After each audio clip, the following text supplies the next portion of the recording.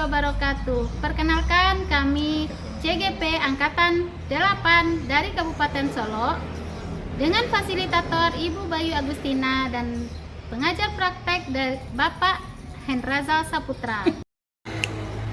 Perkenalkan, nama saya Iis Devi Permatasari dari SDN 10 Paninggahan, Kecamatan Junjung Siri. Dan selanjutnya, perkenalkan, nama saya Lona Maiza, CGP Angkatan 8 dari Kabupaten Solo, tempat tugas di SMP Negeri 2 Kubung, Kabupaten Solo. Perkenalkan, nama saya Eva Moris, CGP Angkatan 8 Kabupaten Solo dari SDN 35 Koto Baru. Baiklah, pada kesempatan ini kami akan mensimulasikan demonstrasi kontekstual tentang modul 2.3 materi coaching supervisi akademik. Baiklah, selamat menyaksikan.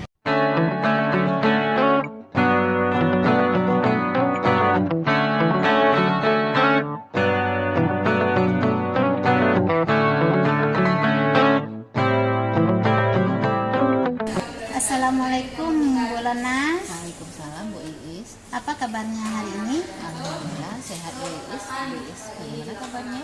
Alhamdulillah baik. Hari ini Bu Lona akan melakukan proses coaching ya? Iya, hari ini saya akan melakukan proses coaching dengan Ibu Informatis Bu Iis. Ya, sebelumnya saya mau mempertanyakan ada beberapa hal yang akan saya pertanyakan nantinya. Iya Bu Iis. Nanti pas Bu Lona melaksanakan coaching, nanti saya akan mengamati Bu Lona dengan coachingnya ya. Pada saat saya mengamati, apakah Bu Lona sudah sesuai dengan alur tirta? Apakah Bu Lona nantinya sudah memberikan pertanyaan-pertanyaan yang berbobot? Apakah nanti pertanyaan-pertanyaannya akan tersampaikan? Dan jangan lupa ya Bu, apakah sesuai dengan prinsip coaching? Apakah ada kemitraan di antara coach dengan coach? Apakah nanti juga akan potensinya akan menjadi lebih maksimal?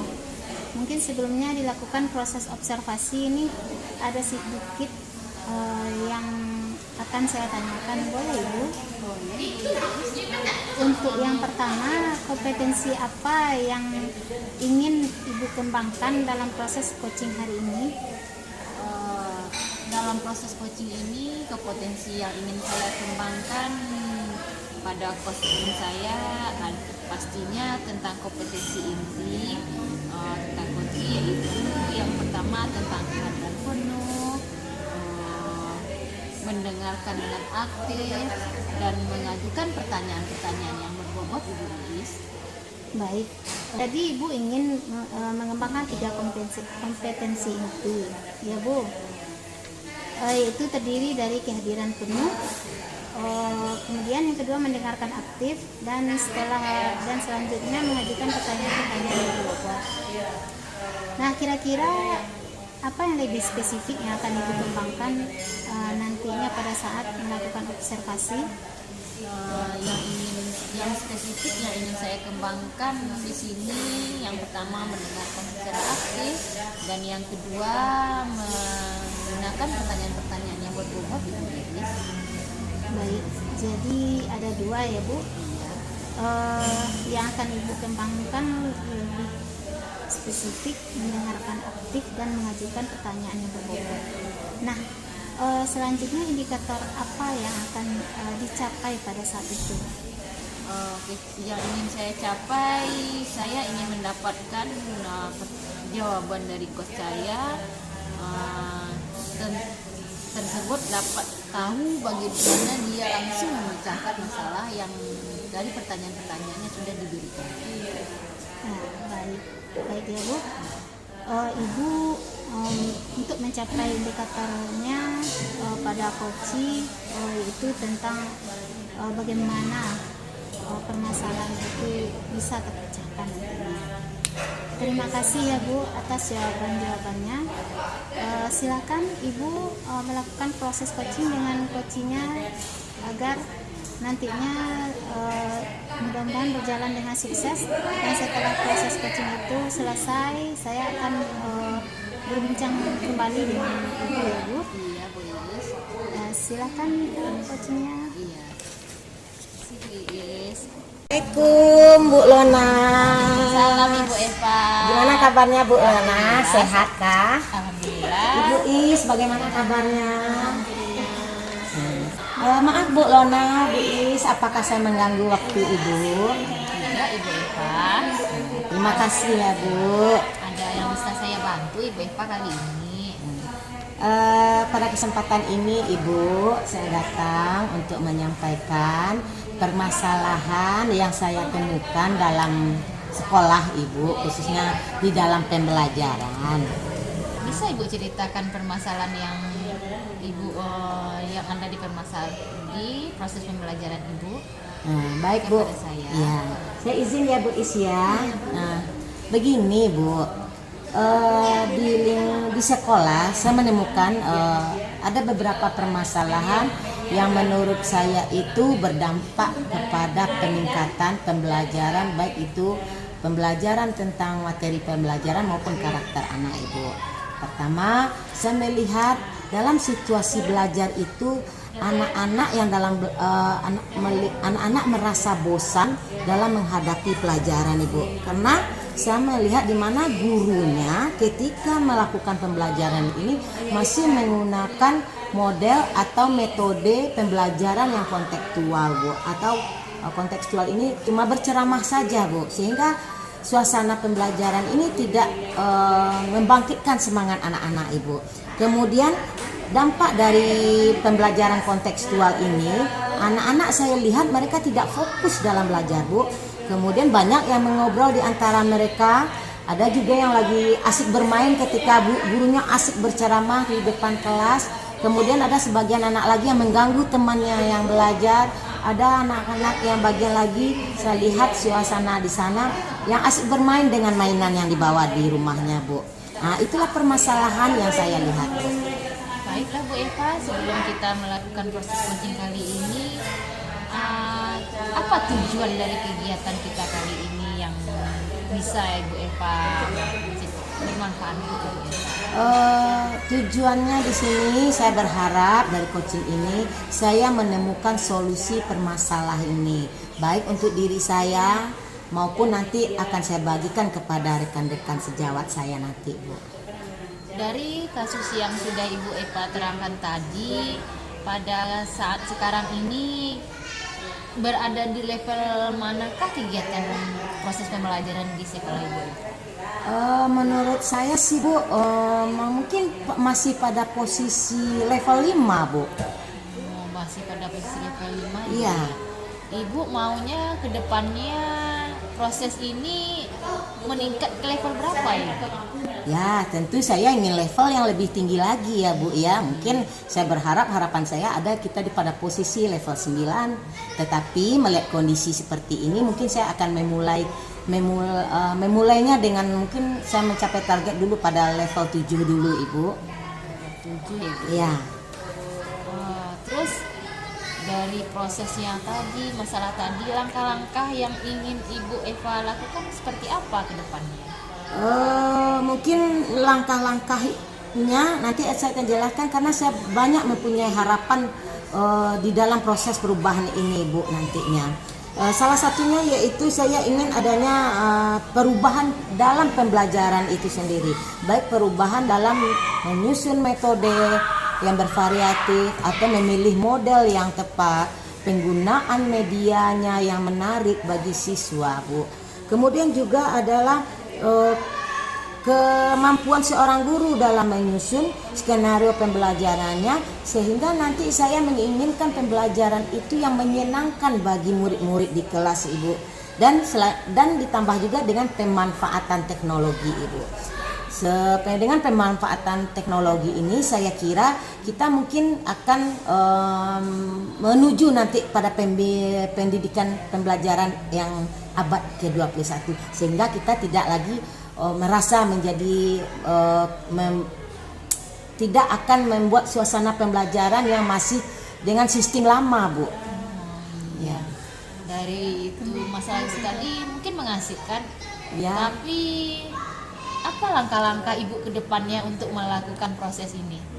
Nah, mungkin menurut saya ada beberapa langkah yang harus kita lalui untuk menuju ke sananya nanti, Bu. Menurut Ibu Eva untuk menginginkan proses pembelajaran yang mencapai abad 21 ini, apa yang harus Ibu Eva lakukan? Mungkin saya melihatnya, Bu, ada beberapa langkah yang harus saya ikuti atau yang harus saya lalui, Bu.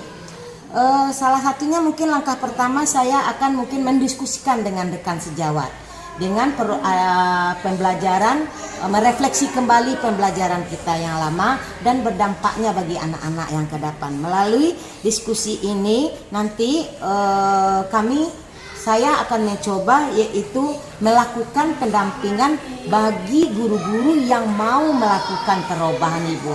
Pendampingannya mungkin ya melalui hanya mentoring dulu, Ibu. Mungkin saya belum mengadakan yang lainnya, walaupun saya nanti akan mempunyai target. Nanti kita akan mempunyai yang namanya langkah lainnya seperti mengadakan workshop atau pelatihan, baik itu secara kecil maupun skala secara besar. Kalau secara kecil berarti kita menyertakan seluruh guru-guru, Bu. Nah, itu langkah yang akan saya lakukan untuk pertama kali, Bu. Bagus sekali Bu niatnya, mudah-mudahan ke depannya ini bisa Ibu Eva laksanakan untuk perubahan pendidikan kita untuk mencapai abad 21 ini. Ya, Bu, insya Allah, Bu, saya akan mencobanya.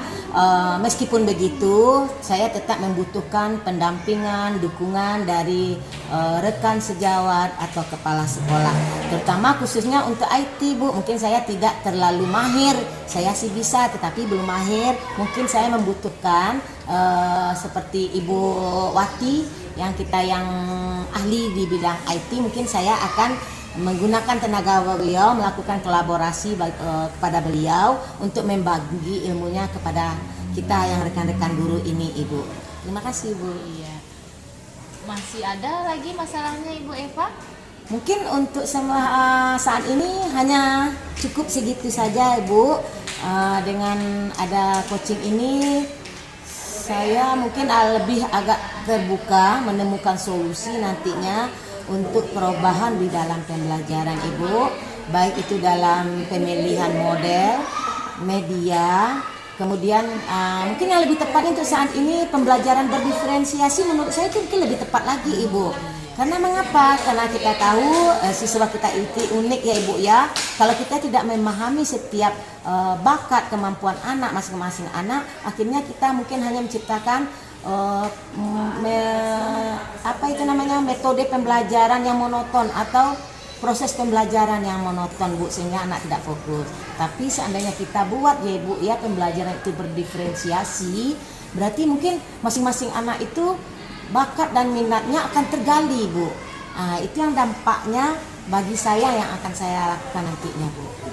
Iya, sangat itu sekali niat Ibu Eva ke depannya. Mudah-mudahan ini bisa terlaksana. Mudah-mudahan proses kali ini, coaching kita kali ini bisa bermanfaat untuk diri kita dan untuk orang lain. Ya, Bu, terima kasih banyak, Bu, Iya, Ibu atas Eva. coaching hari ini.